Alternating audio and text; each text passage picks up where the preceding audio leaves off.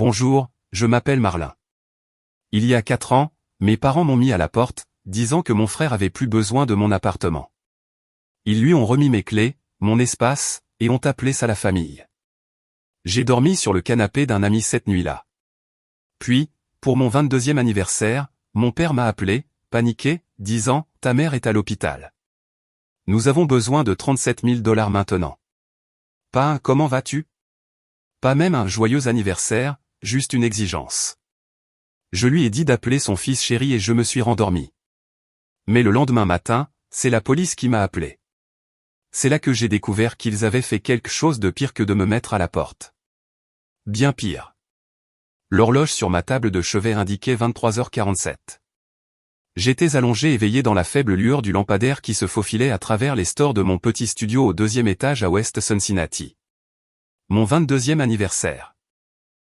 Pas d'appel, pas de message, même pas le SMS générique habituel d'une tante qui avait gardé toutes les alertes d'anniversaire enregistrées sur son téléphone. Les anniversaires ont cessé d'avoir de l'importance l'année où mes parents m'ont dit de faire une seule valise et de remettre la clé de l'appartement pour lequel j'avais 2 emplois pour aider à payer. Ce souvenir remontait à la surface comme une vieille échymose qui fait mal quand le temps change. Je me suis vu debout dans le couloir devant cet appartement il y a 4 ans. Mon père tenait la porte ouverte, son expression était impassible comme quelqu'un qui confirme une livraison. Ma mère gardait les yeux fixés sur le sol, changeant son poids comme si elle souhaitait que le moment passe plus vite. Et derrière eux se tenait Rexton, appuyé sur la rampe avec ce léger sourire qu'il avait quand il savait qu'il avait obtenu quelque chose qu'il voulait. Mon père a tendu la main. Pas d'explication, pas d'excuse, juste l'attente que je fasse ce qu'on me disait. J'ai placé la clé dans sa paume. Avant même qu'elle ne le touche, il s'est retourné à l'intérieur. La porte s'est fermée.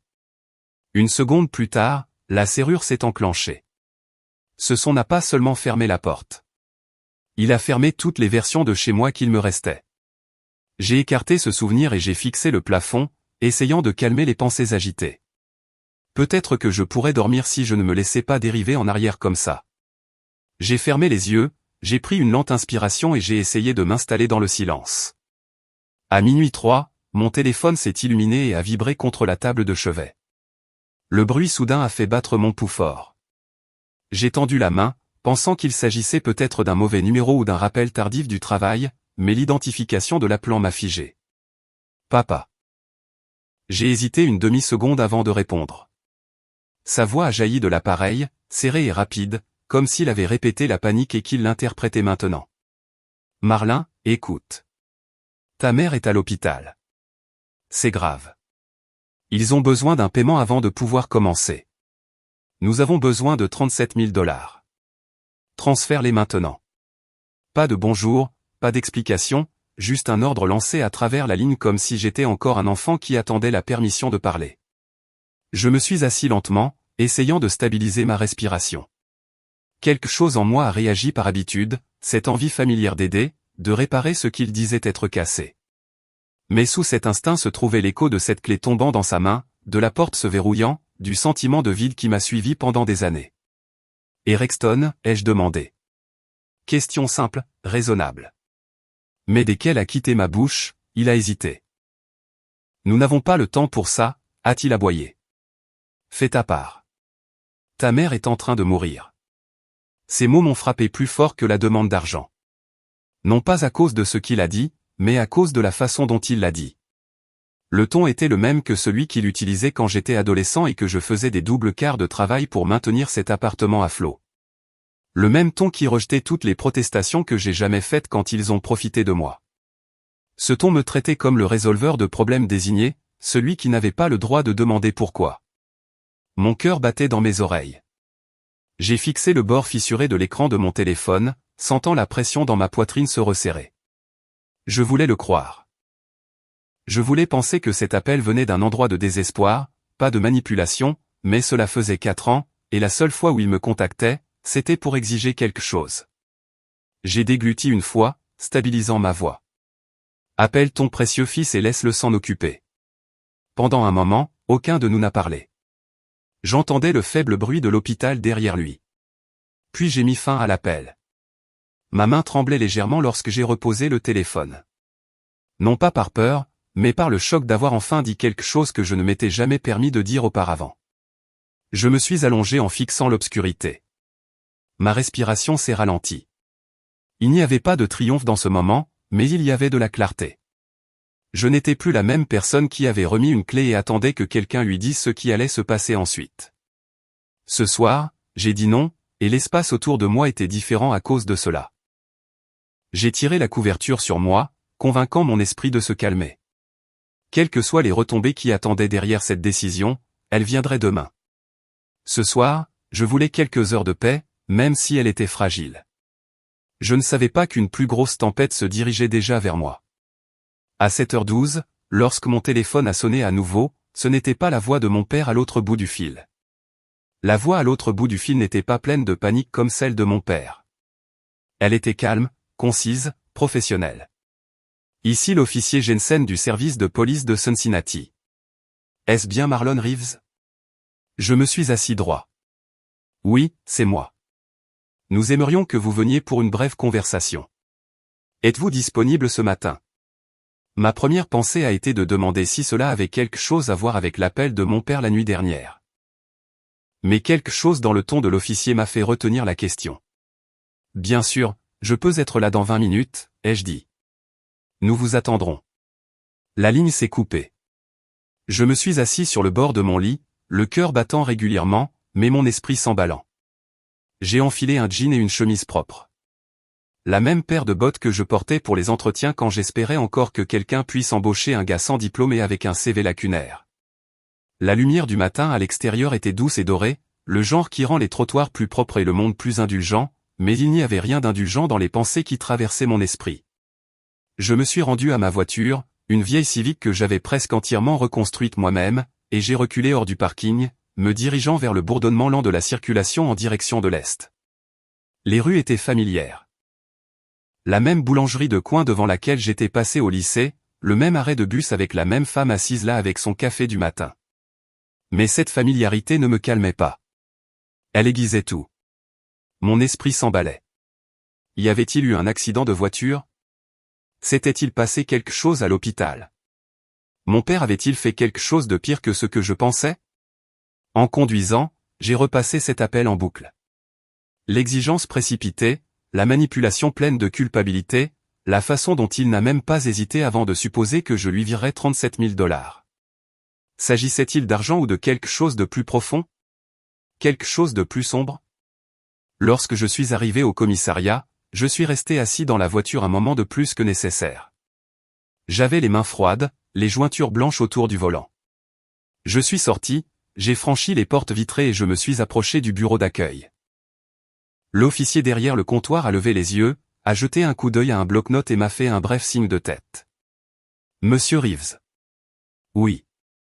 Il a fouillé dans un tiroir et a sorti une petite enveloppe transparente. À l'intérieur se trouve une clé USB. Une étiquette dessus indique « Message vocal 2h41 du matin ». Ceci a été trouvé la nuit dernière, a-t-il dit. Elle est connectée à un message vocal qui vous a été laissé. Un détective sera avec vous sous peu. J'ai hoché la tête, incapable de former des mots. J'ai pris place sur l'une des chaises en vinyle craquelé qui bordait le couloir en face d'un grand tableau d'affichage couvert d'événements communautaires, de prospectus pour chiens perdus et de photos de collecte de fonds caritatifs pour les fêtes. Une photo a attiré mon attention. Une vieille famille posant devant un arbre de Noël. Des enfants portant des pulls assortis. Des parents souriant avec raideur comme s'ils s'étaient entraînés. Cela m'a frappé de nulle part. J'avais de nouveau 16 ans, debout dans notre salon. Le portrait de famille qui était accroché au-dessus de la cheminée venait d'être remplacé. Même arrière-plan, même éclairage, même pulls assortis, mais sur la nouvelle photo, j'avais disparu. Je me souviens avoir demandé à ma mère, la voix retenant à peine un craquement, pourquoi je ne suis pas sur celle-ci? Elle n'a même pas levé les yeux de son pliage de linge. C'était juste plus facile comme ça. Je me souviens de ce couloir. Le silence. La façon dont mon visage brûlait. Non pas de honte, mais d'invisibilité. Être effacé est pire qu'être détesté. Au moins la haine admet que vous existez. La porte au bout du couloir s'est ouverte et un grand homme en blazer bleu marine est sorti. Monsieur Reeves, je suis le détective Holloway. Entrez. Je l'ai suivi dans une petite pièce avec une seule table en métal et 2 chaises. Pas de miroir, pas de drame, juste le genre de pièce où les faits sont censés vivre. Il a placé l'enveloppe sur la table et s'est assis en face de moi. Nous allons vous faire écouter quelque chose. C'est un message vocal laissé sur votre téléphone tôt ce matin. Vous reconnaîtrez peut-être la voix. Il a inséré la clé USB dans un ordinateur portable et a appuyé sur lecture. La voix qui est sortie du haut-parleur était indubitable. Marlin, écoute, nous allons juste utiliser tes informations pour les formulaires. C'est le moyen le plus rapide. Tu nous dois bien ça. Une pause, puis une autre voix, plus basse, légèrement étouffée, mais suffisamment claire. Utilise son nom. On ne pourra pas remonter jusqu'à nous. C'était Rexton. J'ai senti tout mon corps se refroidir. Mes jambes étaient là, mais elles ne me semblaient pas miennes. Mes mains se sont crispées en poing sur mes genoux, les jointures pressant l'os contre la peau. Ils n'ont pas seulement demandé de l'aide. Ils l'ont prise comme ils l'ont toujours fait. Le détective Holloway a mis l'audio en pause. Reconnaissez-vous l'une ou l'autre des voix? J'ai hoché la tête lentement. La première est celle de mon père, la seconde celle de mon frère. Et avez-vous autorisé l'un ou l'autre d'entre eux à utiliser votre numéro de sécurité sociale ou vos informations personnelles la nuit dernière? Non, ai-je dit. Le mot est sorti sec. À peine un son. J'ai dégluti et je l'ai répété, plus fort. Non, je ne l'ai pas fait. Le détective s'est légèrement penché en arrière, pas accusateur, juste observateur. Vous êtes sûr? Je suis sûr. J'ai fixé la clé USB. Ils ont déjà fait ça. Ouvert des crédits à mon nom, dit qu'ils arrangeraient ça plus tard. Ils ne l'ont jamais fait. Il a hoché la tête comme s'il avait entendu des histoires comme la mienne trop de fois auparavant. Je vous crois, a-t-il dit. Mais il y a plus. Il a fouillé dans un dossier et a fait glisser une pile de papier vers moi. La feuille du dessus a attiré mon attention avant toute autre chose. Mon nom imprimé clairement et en dessous une signature. Ma signature. Mais je n'avais pas touché un stylo. Pendant un moment, je n'ai pas pu bouger. Les papiers étaient posés entre nous, la signature me fixant comme un miroir déformé de toutes les mauvaises façons. Ma gorge s'est serrée alors que j'essayais de stabiliser ma respiration. Le détective Holloway ne m'a pas pressé. Il a juste observé, attendant de voir jusqu'où ce choc irait. Je me suis penché plus près, traçant la forme de la signature falsifiée avec mes yeux. Ce n'était pas bâclé. Celui qui l'avait écrite avait étudié chaque courbe de mon écriture, la légère inclinaison de mes lettres. On aurait dit que c'était quelque chose que j'aurais signé sans réfléchir. Cette réalisation m'a frappé plus fort que toute autre chose. Quelqu'un n'a pas seulement prétendu être moi. Il savait exactement comment j'écrivais mon nom. Le formulaire énumérait des détails qui ont encore plus serré ma poitrine. Mon nom complet, mon numéro de sécurité sociale et l'adresse de l'appartement dont j'avais été expulsé des années plus tôt. C'était comme si quelqu'un avait traîné de vieilles blessures à l'air libre et les avait épinglées sous des lumières fluorescentes. J'ai essayé de garder mes mains immobiles, mais elles tremblaient quand même. Un souvenir a surgi sans avertissement. 17 ans, assis à la table de la cuisine avec la main de mon père sur le dossier de ma chaise. Il me poussait des chèques de loyer, me disant de signer parce que ça rendait mieux si ça venait de toi. Je n'ai jamais compris pourquoi, mais il observait toujours attentivement, corrigeant les moindres variations de mon écriture. À l'époque, je pensais qu'il voulait juste de la cohérence. Maintenant, j'ai compris qu'il m'étudiait. Le détective Holloway s'est légèrement raclé la gorge. Marlon, est-ce que cela vous dit quelque chose? On dirait mon écriture, ai-je dit doucement. Mais je ne l'ai pas signé. Avez-vous des raisons de penser que quelqu'un dans votre famille aurait pu utiliser ces informations? Cette question a fait jaillir un rire que je n'attendais pas. Pas par humour, plutôt par une sorte d'acceptation fatiguée. Des raisons? Oui, beaucoup. Ce ne serait pas la première fois. Le détective n'a pas bronché. Il a simplement tapoté l'enveloppe contenant la clé USB. Je vais vous faire écouter autre chose. Nous avons extrait ça d'une caméra de couloir près du bureau d'admission à l'hôpital. L'audio n'est pas parfait, mais vous devriez en entendre assez. Il a appuyé sur lecture. La voix de Rexton a percé le bruit statique. Mettez juste ces informations. Il ne se battra pas. Il ne le fait jamais. Une autre voix a suivi, plus ferme, plus âgée et douloureusement familière. Il nous doit ça. Continue à écrire. J'ai fermé les yeux. Ces mots ont atteint des endroits à l'intérieur de moi que je ne voulais pas revoir. Se faire dire que je devais quelque chose à la famille n'était pas nouveau. En grandissant, on me l'a dit si souvent que j'ai commencé à le croire. Chaque fois que j'hésitais, que je questionnais ou que je résistais même légèrement, mon père baissait le ton et me rappelait « Tu as de la chance qu'on te garde sous ce toit ». Et quand j'essayais de discuter, il disait « Tu dois tout à cette famille ». N'oublie pas ça. Des années de ces phrases m'avaient bien entraîné. Elles m'ont appris à rester silencieux, à accepter le blâme, à me faire petit. C'était un conditionnement qui s'est insinué dans chaque partie de ma vie. Et maintenant, je voyais comment il s'était appuyé sur ce même conditionnement pour utiliser mon identité librement, s'attendant à ce que je ne dise jamais rien. Mais quelque chose a changé en moi en écoutant cet enregistrement. La honte a relâché son emprise, remplacée par une brûlure lente et constante. Pas une colère explosive, quelque chose de plus ciblé, de plus contrôlé. J'ai ouvert les yeux et j'ai croisé le regard du détective. Il compte sur moi pour que je reste silencieux, ai-je dit. C'est pour ça qu'ils ont utilisé mon nom. Ils pensaient que je ne remettrais rien en question. Le détective Holloway a hoché la tête. Cela correspond à ce que nous voyons. Il a pris un autre dossier. L'hôpital a signalé les documents parce que la situation ne correspondait pas à ce qui était écrit. Personne du nom de votre mère n'a été enregistré. Pas d'opération d'urgence et les signatures ne correspondaient pas aux anciens dossiers de la famille. J'ai cligné des yeux. Donc, rien de tout ça n'était réel. C'est exact. Le personnel a signalé un comportement suspect, surtout après avoir remarqué des incohérences dans les formulaires. L'humiliation m'a envahi en premier, puis la clarté. Je n'avais pas affaire à un malentendu ou à des membres de la famille désespérés pris de panique. C'était quelque chose d'intentionnel, quelque chose de planifié. Le détective a croisé les mains. Marlin, je dois vous demander. Si nous déterminons qu'un parent est responsable, seriez-vous prêt à porter plainte? J'ai senti une pression se resserrer sur mes côtes. Cette question n'était pas simple.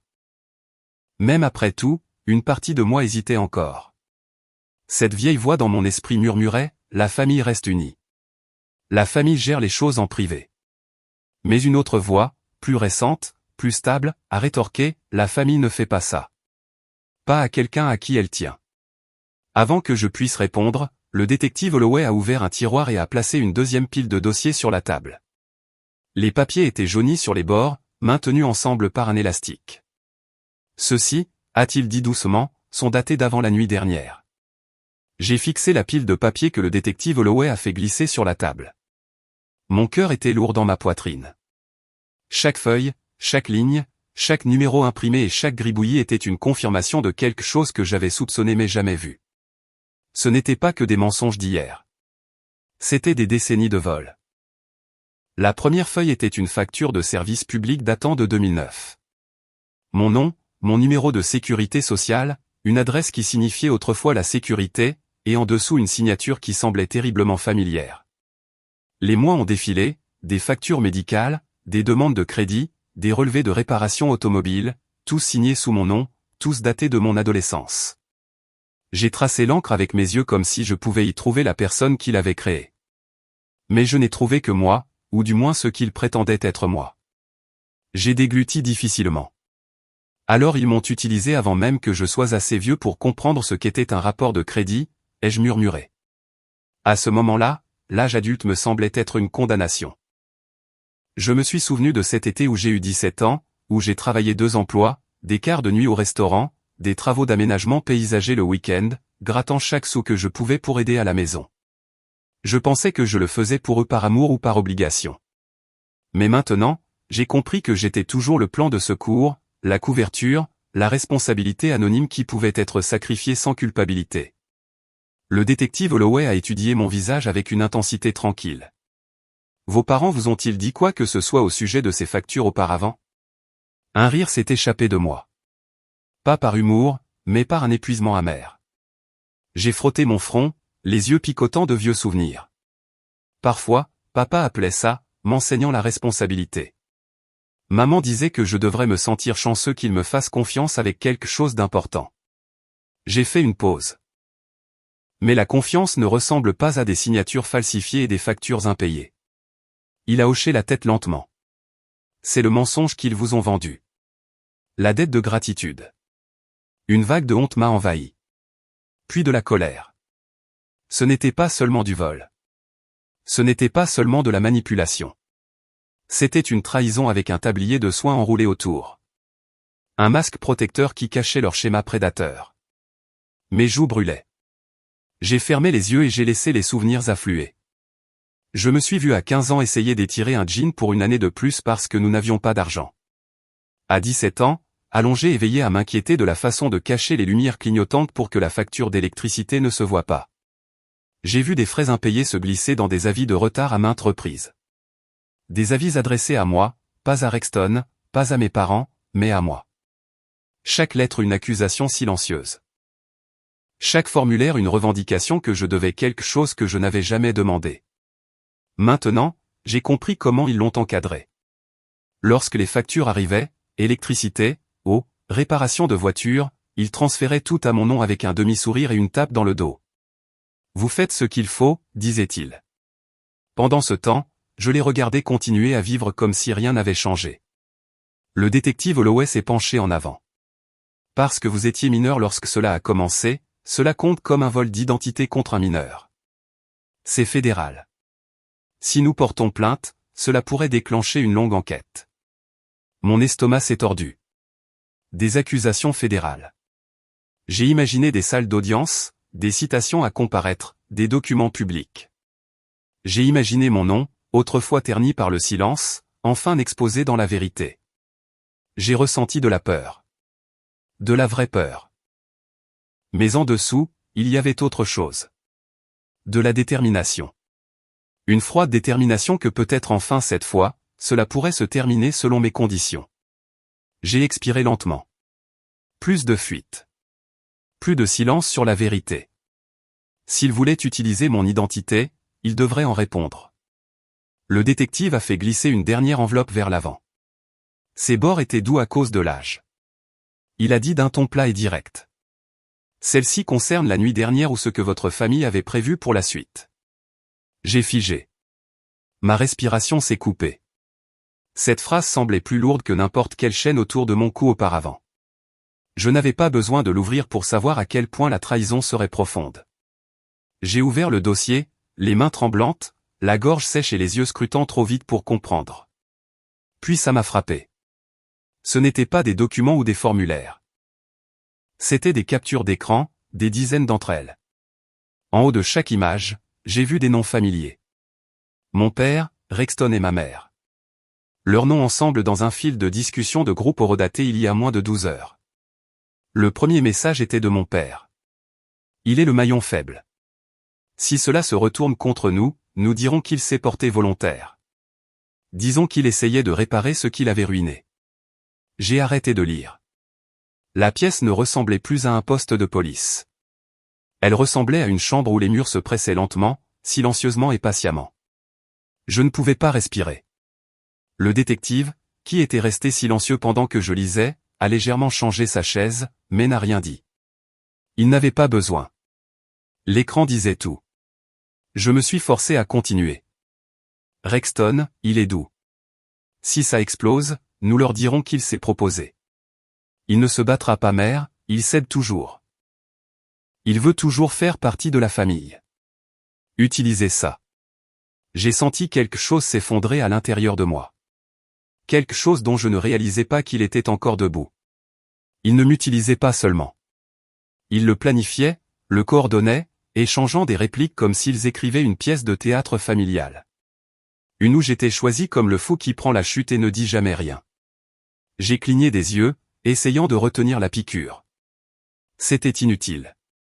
La voix du détective était calme, égale. Nous les avons extraits du téléphone de votre père. Il nous a donné son consentement quand il a pensé que cela prouverait que vous étiez devenu un voyou. Ça s'est retourné contre lui. Je ne pouvais pas rire. Je ne pouvais pas parler. Ma mâchoire s'est serrée en tournant les pages. Puis je l'ai vu.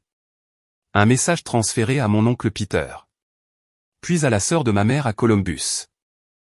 Les deux venaient avec le même mensonge copié-collé. Marlin est instable. Il invente des choses. Il a essayé d'accéder au compte de maman. Vous savez comment il est depuis le lycée. Un autre fil a suivi. Il a toujours été un fardeau. Si cela ruine la famille, c'est à cause de lui. Ce mot encore, fardeau. C'était le mot qu'ils avaient gravé sur mon dos il y a des années. Quand j'oubliais mon argent pour le déjeuner, quand j'égratignais la voiture, quand je pleurais après que Rexton ait cassé mes lunettes. Fardeau, comme si j'étais le poids qui ralentissait leur vie. Je ne réalisais pas que je serrais la chaise jusqu'à ce que mes jointures me fassent mal. Ma voix est sortie basse, presque un murmure. Il n'avait même pas peur que cela devienne public. Il supposait juste que je l'accepterais. Le détective n'a pas offert de réconfort. Il m'a regardé droit dans les yeux et a dit, « Ils vous ont entraîné à ça depuis que vous étiez enfant. » J'ai baissé la tête dans mes mains pendant 1 minute. Je ne voulais pas parler. Je ne voulais pas être dans cette pièce. Je voulais remonter le temps, revenir à 17 ans, revenir à cette version de moi qui croyait encore que la famille signifiait protection, pas stratégie. Je suis resté assis en silence pendant ce qui a dû être 1 minute entière. Le seul bruit était le tic-tac de l'horloge au-dessus de la porte, puis le détective a parlé à nouveau. Sa voix m'a traversé, calme, mais ferme.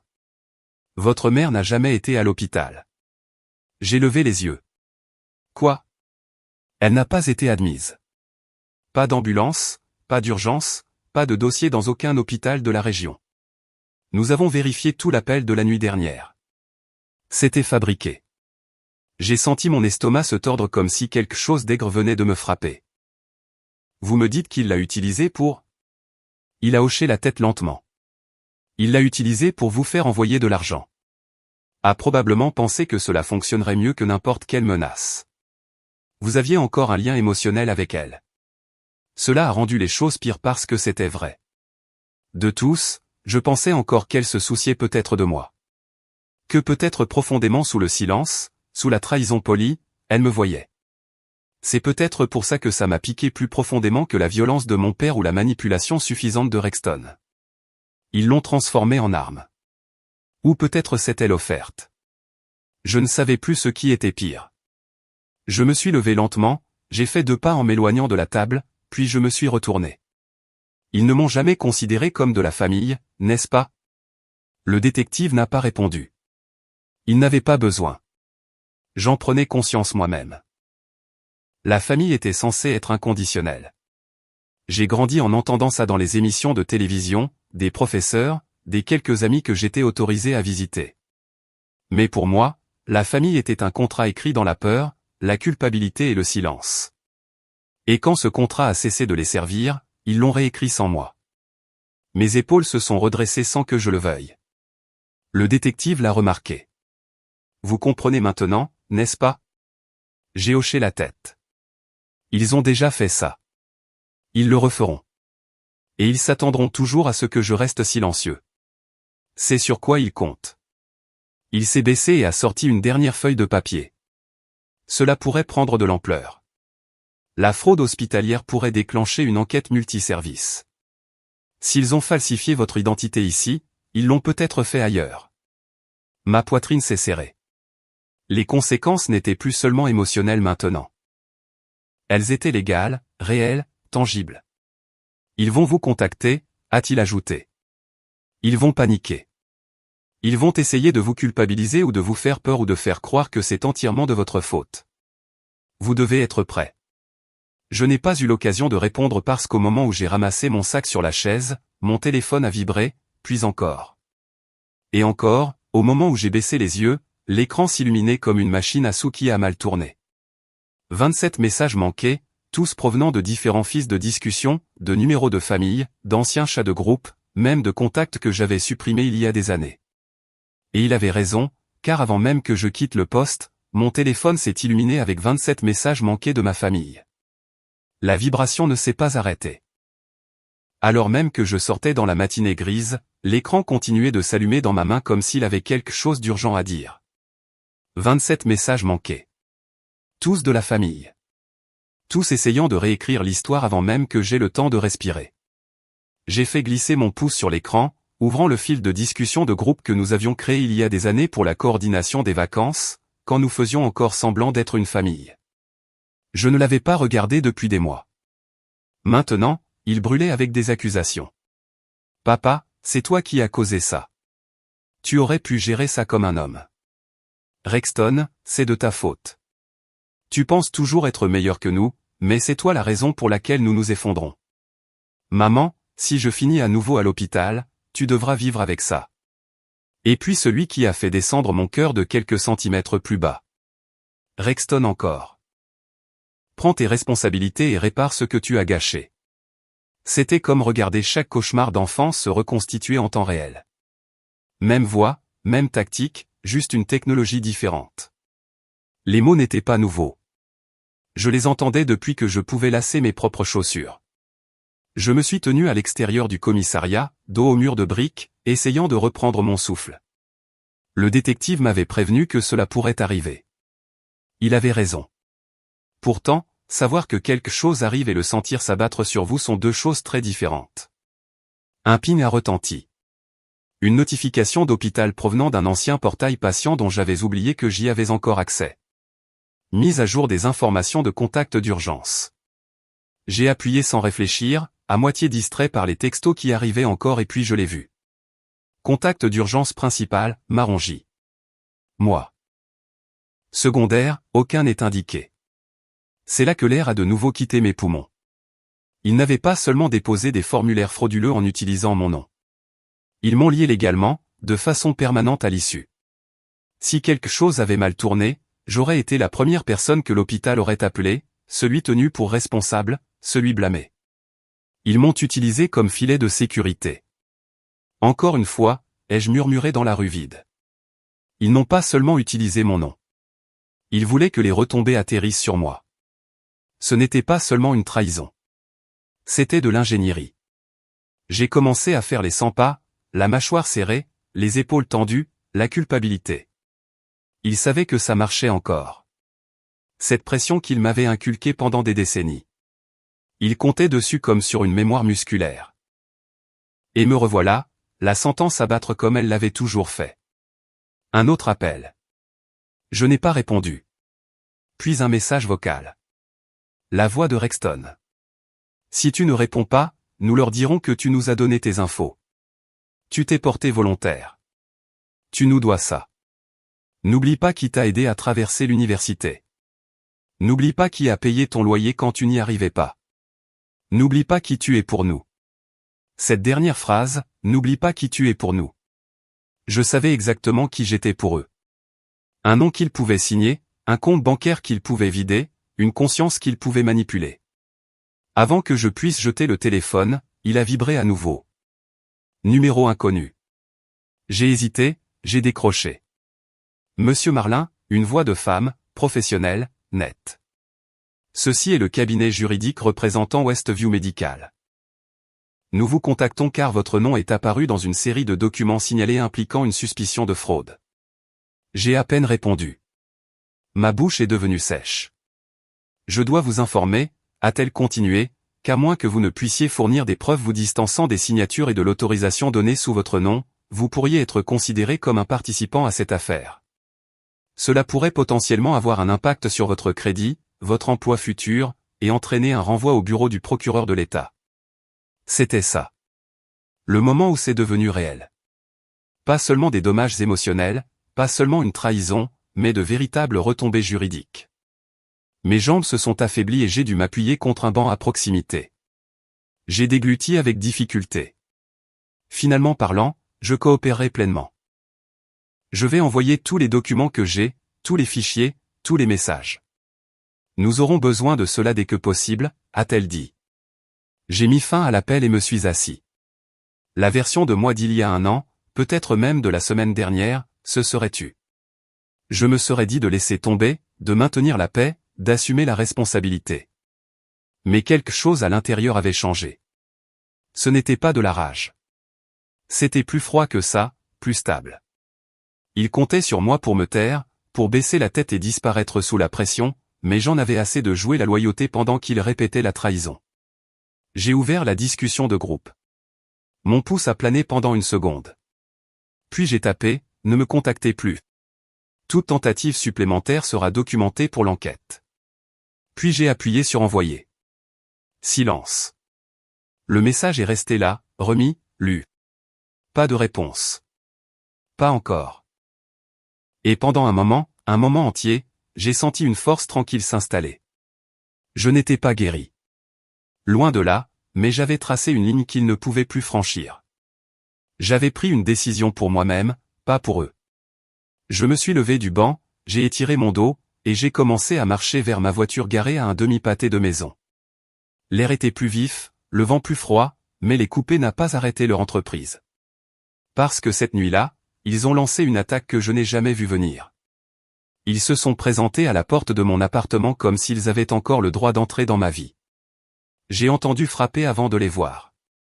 Non, cogner. Pas le genre que les voisins utilisent quand ils oublient un colis. C'était le genre qui annonçait des ennuis sans avoir besoin de mots. Je me suis dirigé lentement vers la porte, sachant déjà qui c'était. Mon cœur ne battait pas la chamade cette fois. Il était stable, immobile, comme le calme juste avant qu'une tempête ne déchire le ciel. J'ai entrouvert la porte, à peine assez pour voir dehors.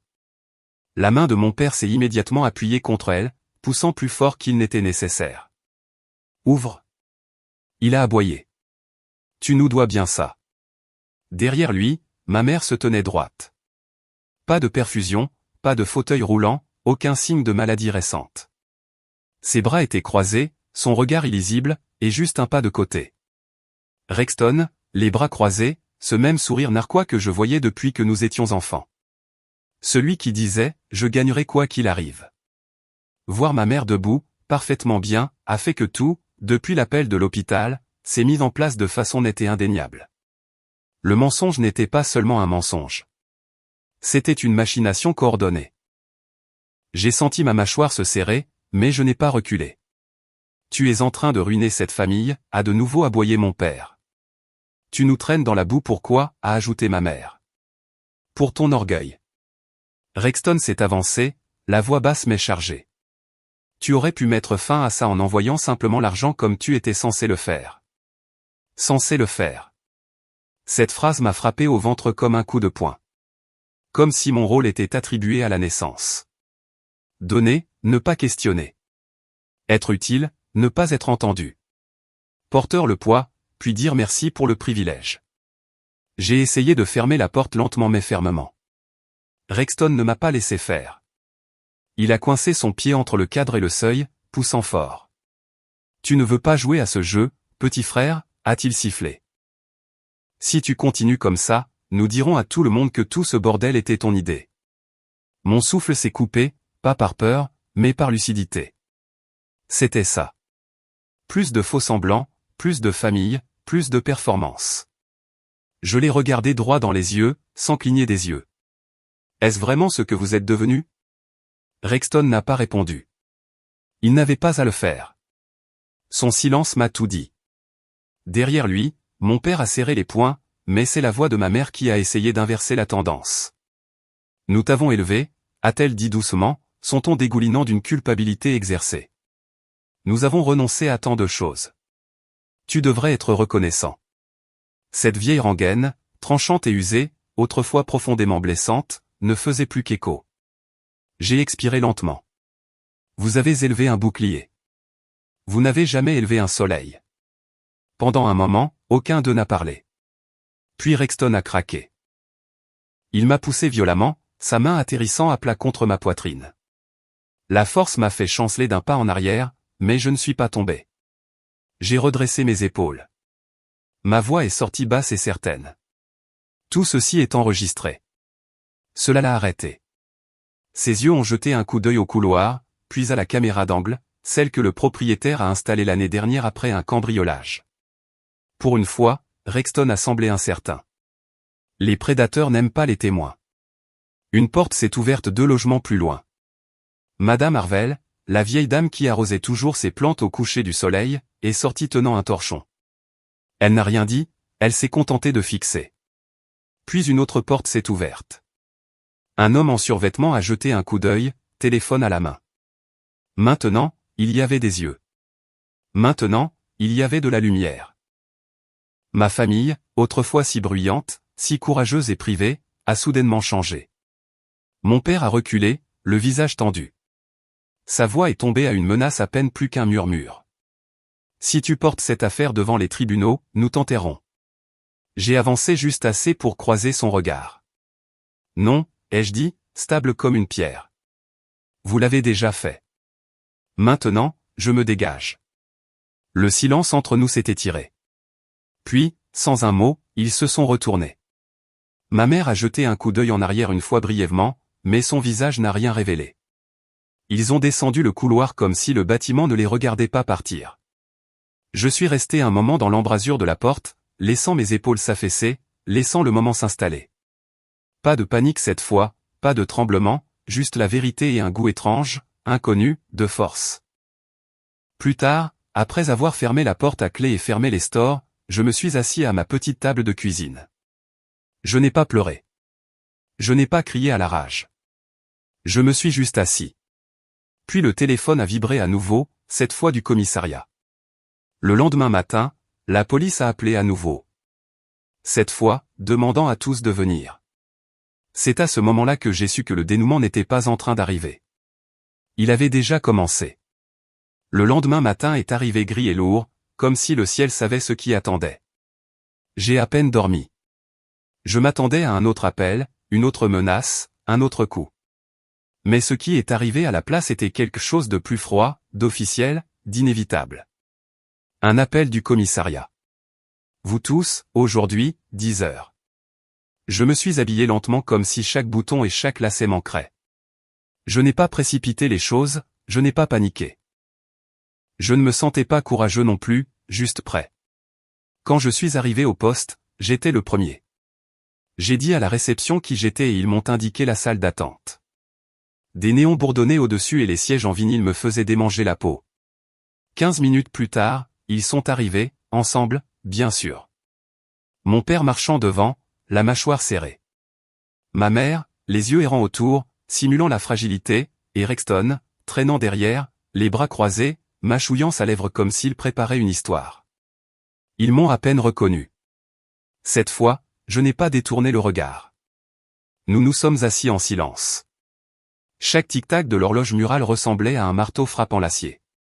Ma mère gardait les mains croisées, ne regardant pas dans ma direction. Mon père lui a marmonné quelque chose à voix basse. Rexton faisait rebondir son genou. Son talon frappait le sol comme un avertissement. L'officier a appelé nos noms et nous avons été conduits dans une salle d'interrogatoire. Petite, sans fenêtre, une table au centre. 2 détectives, calmes, posés. On pouvait dire qu'ils avaient déjà fait ça. Le détective principal a commencé à faire glisser 4 dossiers identiques sur la table. Nous sommes ici aujourd'hui pour vous interroger sur la documentation frauduleuse soumise à l'hôpital Merci Général, en particulier les formulaires au nom de Marlin. Il m'a regardé directement. C'est vous qui avez signalé cela, n'est-ce pas? J'ai fait un signe de tête une fois. Il a continué, la voix mesurée. Avant de commencer l'interrogatoire, nous aimerions vous faire écouter quelque chose. Il a pris un petit enregistreur et a appuyé sur lecture. Au début, juste des sons étouffés, puis un raclement de gorge et du verre. La voix de Rexton. Utilisez son nom. Il ne se battra pas. Il ne le fait jamais. Une pause. Puis mon père. Posez-le simplement. Il nous doit ça. On aurait pu entendre une mouche voler. Mon estomac ne s'est pas serré cette fois. J'ai observé les réactions à la place. Rexton a cligné des yeux avec force, son visage blêmissant. Ma mère a secoué la tête lentement, les lèvres entr'ouvertes d'incrédulité, mais sans mots. Mon père a serré les bras de la chaise si fort que ses jointures sont devenues blanches. Ce n'est pas ce que ça semble être, a murmuré ma mère. Mais personne dans la pièce ne l'a cru. C'est là que je l'ai senti. Ma propre colonne vertébrale se redressant, ma respiration stable, ma voix toujours à l'intérieur de moi, pas enterrée. C'est ce qui arrive, ai-je pensé, quand la vérité a enfin une pièce assez grande pour respirer. Les détectives n'ont pas fait de pause. Ils ont présenté les documents que j'avais passé des semaines à essayer de comprendre. De vieilles factures de services publics, des demandes de prêts, des documents médicaux, tous à mon nom, tous falsifiés. Ils ont exposé le schéma. Utilisation abusive d'identité à partir de mes 17 ans. Mon nom discrètement lié à compte après compte comme des traînées d'encre laissées par des chaînes invisibles. Un détective s'est penché en avant, le ton ferme. Qui a signé ces documents? Silence. Il l'a répété plus fort. Finalement, Rexton a craqué. Nous avons fait ce que nous avions à faire. Il n'a jamais aidé. Il a juste pris. Il était un fardeau. J'ai tressailli, mais pas de douleur, de reconnaissance. C'était la première fois qu'il le disait aussi clairement. Les yeux du détective n'ont pas bougé. Avez-vous oui ou non utilisé son numéro de sécurité sociale sans son consentement? Mon père a expiré comme si l'air avait été chassé de lui. Nous ne pensions pas que cela le dérangerait. 6 mots. C'est tout ce qu'il a fallu. 6 mots pour tirer le rideau sur des décennies de gaslighting. Ma mère s'est détournée, le visage enfoui dans ses mains. Rexton a baissé les yeux sur la table, la mâchoire travaillant d'un côté à l'autre comme s'il voulait la mordre. Mon père s'est assis en arrière, les yeux creux. Plus personne ne s'est disputé. Personne ne s'est défendu. Et pour la première fois, je ne les défendais pas non plus. Le détective a commencé à enregistrer des déclarations officielles. Tout ce qui était dit était documenté. La pièce donnait l'impression de se refermer et de s'ouvrir en grand à la fois. Quand ils se sont tournés vers moi, je ne me suis pas réjoui. Je n'ai pas élevé la voix. J'ai juste dit la vérité clairement. Vous m'avez appris toute ma vie que le silence était la sécurité, ai-je dit. Aujourd'hui, le silence m'aurait détruit. J'ai laissé les mots s'installer dans la pièce. Je ne les ai pas précipités. Personne n'a répondu. Personne ne le pouvait. Le détective s'est éclairci la gorge, puis s'est tourné à nouveau vers moi. Vous êtes libre de partir, monsieur Langston. Non. Je me suis levé lentement. Pas de menottes sur moi. Pas de culpabilité dans mes poumons. Seulement de l'air. Réel, plein, non étouffé. Je suis sorti de cette pièce sans me retourner. Le couloir à l'extérieur était plus lumineux qu'il n'aurait dû l'être. Mes pas résonnaient, mais ils ne me hantaient pas. J'ai poussé les portes du poste, je suis sorti au soleil, et c'est là que je l'ai senti. Un petit poids dans la poche de ma veste. En sortant du poste, quelque chose dans ma poche m'a rappelé tout ce que je venais de récupérer.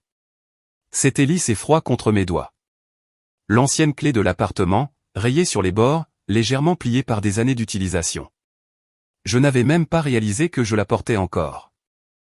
Elle avait été glissée au fond de la doublure de mon manteau, enfouie comme un artefact d'une autre vie. Le dernier morceau d'œuf auquel je tenais encore sans même le savoir. Je suis resté sur le trottoir pendant un long moment, la retournant dans ma paume. Cette clé avait autrefois ouvert la porte du premier endroit que j'ai jamais appelé le mien. Jusqu'à ce qu'ils me prennent ça aussi. À l'époque où Rexton en avait plus besoin et où je pouvais me débrouiller ailleurs, j'ai abandonné sans protester. Je me suis dit que ce n'était qu'un appartement, juste de l'espace. Mais maintenant, en la tenant à nouveau, j'ai vu ce qu'elle était. Le moment où ils ont décidé que je ne méritais pas l'indépendance si ce n'était pas pratique pour eux. Maintenant, cela signifiait autre chose. Pas un symbole de ce qu'ils ont volé, mais de ce à quoi j'avais survécu. Le vent s'est levé alors que je commençais à marcher. Je n'avais pas de destination, mais les rues de Cincinnati étaient assez familières pour laisser mes pieds errer sans avoir besoin de la permission de mon esprit. J'ai dépassé le petit café que j'évitais parce qu'il me rappelait les nuits où j'y attendais, espérant qu'ils se présenteraient quand ils avaient dit qu'ils le feraient.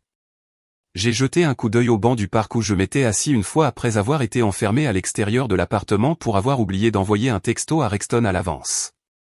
Cette fois, je n'ai pas ressenti le poids de ces souvenirs. Juste de la distance, juste de la clarté. Ils ont passé des années à me façonner en quelque chose qu'ils pouvaient utiliser, un fournisseur, un tampon, une excuse pratique. Mais ce qu'ils n'ont jamais imaginé, c'est que je deviendrais quelqu'un qui pourrait s'éloigner et le penser. Finalement, je me suis retrouvé à un pâté de maison de ce vieil appartement. Même extérieur en briques ternes, même au vent vert écaillé. J'ai hésité devant le bâtiment, ne sachant pas si j'étais là pour affronter quelque chose ou simplement pour dire au revoir. Le gérant de l'immeuble est sorti de l'entrée latérale, plissant les yeux au soleil. Quand il m'a vu, son visage s'est adouci. « Eh bien, regardez qui voilà », a-t-il dit avec un petit sourire. « Vous êtes toujours en vie. » « À peine », ai-je ri. « Mais oui. » Il s'est approché, essuyant ses mains sur un chiffon. « Vous savez, je me suis toujours senti mal à propos de ce qui s'est passé à l'époque. Vous avez juste disparu. Votre frère est venu avec votre nom sur le bail, a dit que vous aviez déménagé. Ça ne me plaisait pas, mais ce n'était pas ma décision. C'est bon, ai-je dit, et je le pensais. Ce n'était pas votre faute. Il m'a examiné et a hoché la tête. Vous vous tenez plus droit maintenant. Quoi que vous ayez traversé, ça ne vous a pas brisé. Cette phrase m'est restée longtemps après que nous nous soyons séparés. J'ai atteint la boîte de dépôt du bâtiment et j'ai tenu la clé une seconde de plus. Pas avec colère, pas même avec tristesse, juste une sorte de libération calme. Ce n'était jamais mon fardeau à porter, ai-je murmuré et j'ai laissé la clé tomber à l'intérieur. Sur le chemin du retour, mon téléphone a vibré. Un texto du détective. Votre famille sera formellement accusée. Vol d'identité, fraude, fausse déclaration médicale. Vous ne serez pas tenu de témoigner à moins que vous ne le choisissiez. Vous avez le contrôle maintenant. Je l'ai lu 2 fois, puis une fois de plus. Pas parce que j'étais surpris, mais parce que c'était la première fois qu'une personne en position d'autorité me disait que j'avais le choix. De retour à mon appartement, j'ai déverrouillé la porte avec ma clé, celle que personne d'autre n'avait jamais touchée, et je suis entré dans l'espace qui était enfin entièrement le mien. Je ne me suis pas assis tout de suite. Au lieu de cela, j'ai ouvert toutes les fenêtres, laissé entrer l'air frais, réarrangé quelques petites choses qui me dérangeaient depuis des semaines. Des piles de livres, cette lampe de travers. Je ne nettoyais pas pour les invités ou par habitude. Je faisais de la place pour une version de moi-même que je n'avais jamais eu la chance de vivre auparavant. Il ne s'agissait pas de vengeance ou de victoire. Il s'agissait d'être entier. Je me suis assis au bord du lit et j'ai pensé à toutes les choses qu'ils avaient l'habitude de m'appeler. Ingrat, faible, compliqué, un problème. Mais aucun de ces adjectifs ne collait. Pas vraiment. Parce que me voilà, toujours debout, toujours en mouvement. Ils ne m'ont pas brisé, ai-je murmuré. Ils ont construit l'homme qui pouvait s'éloigner d'eux. Et soudain, tout a pris un sens. Toutes les nuits où je suis resté silencieux, toutes les fois où je me suis fait petit pour maintenir la paix. Tous les morceaux de moi-même que j'ai donnés, espérant qu'ils le remarqueraient. Rien de tout cela n'a été gaspillé. Cela m'avait appris qui ne pas être. Je me suis tourné vers mon bureau, j'ai ouvert l'ordinateur portable et j'ai ouvert le portail de rapport de crédit. Pour la première fois, il n'y avait pas de surprise, pas de carte de crédit mystérieuse, pas de facture d'hôpital cachée, pas de prêts pour lesquels je n'avais jamais fait de demande, juste mon nom, mon adresse, ma vie, et c'était propre. Je me suis assis en arrière, j'ai expiré et j'ai laissé le silence remplir la pièce. Puis j'ai regardé dans l'écran, dans l'espace au-delà de celui-ci, et j'ai dit, si vous avez déjà été traité comme le plus faible, le plus silencieux, celui qu'il pensait ne se lèverait jamais, vous êtes plus fort que vous ne le pensez. Le jour où vous arrêtez de les laisser écrire votre histoire est le jour où votre vie commence. J'ai fermé l'ordinateur portable doucement et pour la première fois de ma vie, mon nom signifiait enfin quelque chose que j'ai choisi.